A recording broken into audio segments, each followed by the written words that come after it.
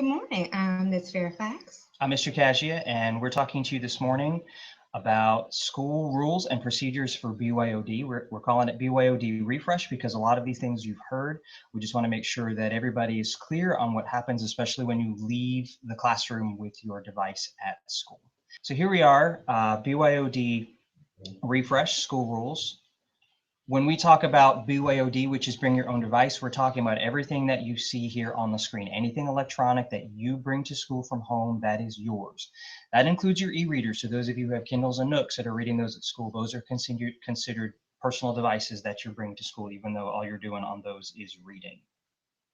And one of the rules of the BYOD procedures is no sharing. You may help and guide each other, but you may not hold someone else's device. And notice that at the top, this is a Wake County BYOD rule. So some of these rules are rules that we are told you have to follow by the people who make BYOD and the network available to you. So we don't have any control over whether or not these are our rules.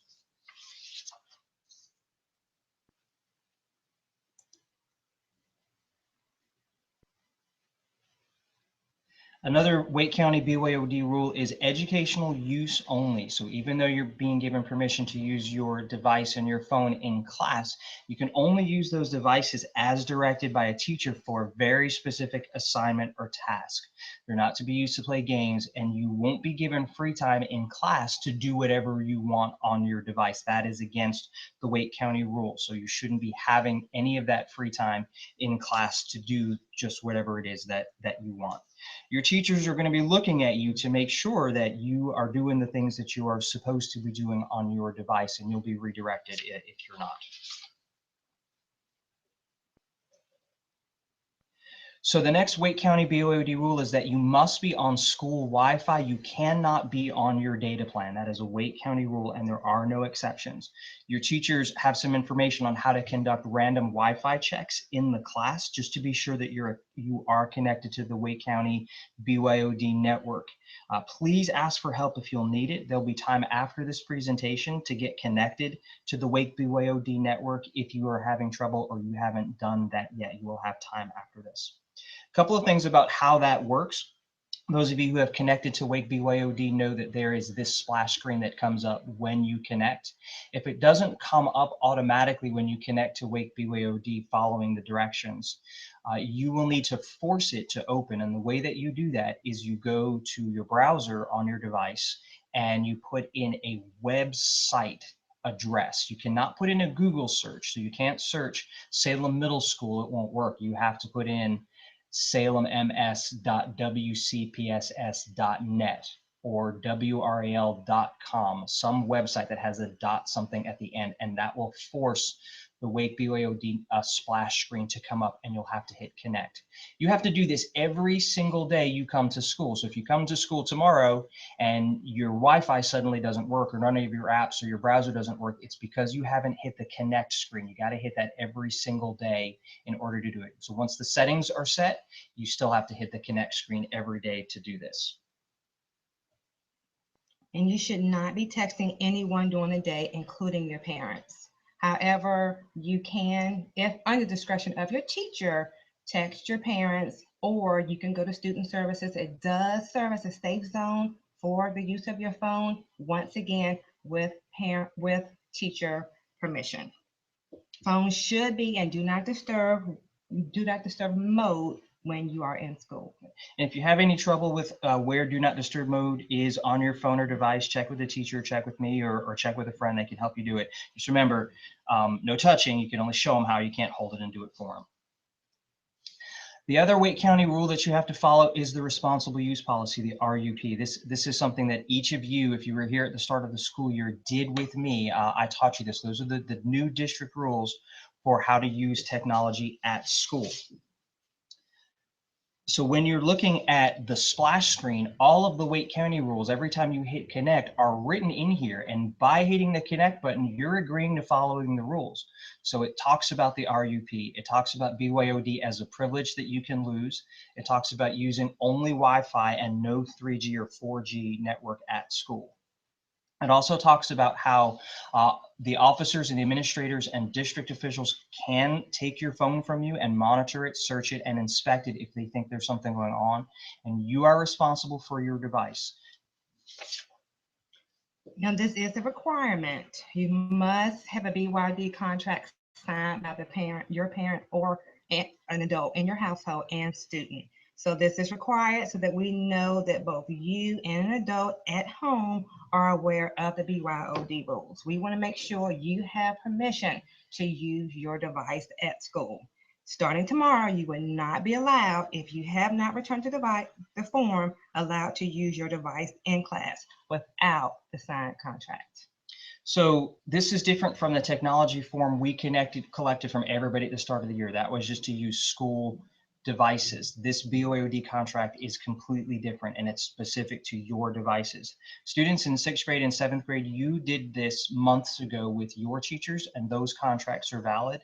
8th grade students, some of you are just starting this. So if you are on tracks 2, 3, and 4, track 3, you've already collected all of these, but track 2 and 4, you're just getting these. So we need to get those back before you do it. And yes, you will lose your privilege of being able to use your device at school if you don't return it, even though you're already using it. What will happen is your name will get checked off and be put into a master list, and that is how your elective teachers are all going to know who has permission to use devices. They're going to build their class lists from that. So your team permission will then also cover your BYOD use everywhere else in the school. At the end of the session today, your teachers, if you've already done contracts, are going to give you a sticker that is a BYOD approved sticker to go on the inside cover of your student agenda. If you've lost your student agenda, or you don't have one or don't carry it with you every day, that sticker should go in the inside cover of an ILL or a binder, something that goes with you around school everywhere all day long.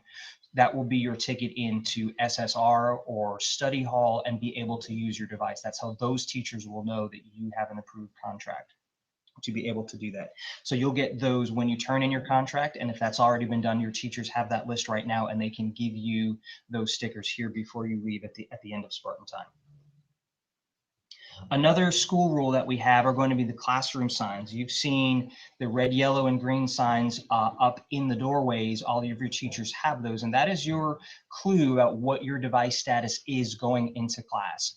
Please look at those signs and don't go into class if you're red and ask your teachers if you're using your devices today. They're communicating exactly what you need to do before you walk into class. So if you're red, your device is turned off and it's put away. If you're yellow and green, your device is turned on and it is docked on your desk, which means it is laid out with your materials on the desk while you're there. Please also be sure that you don't leave your device unattended as you go around, but as you are sitting at your desk, you're gonna leave that there with you.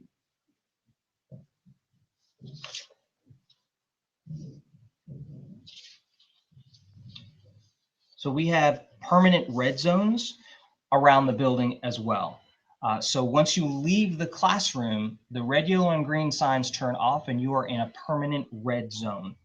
And this has always been the school rule. 7:45 to 3:15, they're off and away.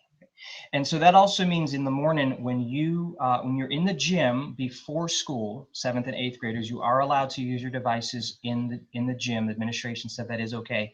But as soon as you set foot out the gym door into the hallway on your way to class, you're in a red zone and that device needs to be turned off and put away. You may not turn that device on in the hallway again until you step foot outside the building at dismissal, either to carpool or to buses. Y'all have seen the hallway after school, and it is crazy. You're going to walk into everybody if you're using those devices. So wait until you get outside before you turn the devices back on. Coaches and club advisors, they can direct you to whether or not you're going to be able to use your device in the classroom if you're staying after school. And you will be reminded, if you do not comply, you will have your device taken away. This means your earbuds and headphones should not be visible. We need it off and away. Earbuds in particular, they shouldn't be on your body when you come into the classroom. It's like wearing a hat or wearing a hood. It's just a school rule. It's not on you. So make sure that those cannot be seen. Another school rule is photos and videos. We want to make sure that you all are aware that you should not be taking photos and videos from your devices without permission from a teacher. That is an important rule. They should know when you're taking photos and videos, who you're taking them of, and what you're taking them for. It's really a great idea to ask permission for anybody who's appearing in the photo and video, if it is okay if you take it. So if it's of a classmate, you shouldn't be taking photo or video of them without them knowing that you're doing it. If anybody asks you if they can take your photo or video, you should really be asking them what they need to do it for and what they intend to do with it. You don't want any of those things to be posted in places where you have lost control of them. So really start to have a conversation with each other about photos and videos that you take from each other. Tagging someone in a photo or video is not the same as asking permission, okay? So make sure that you're asking before that is taking place.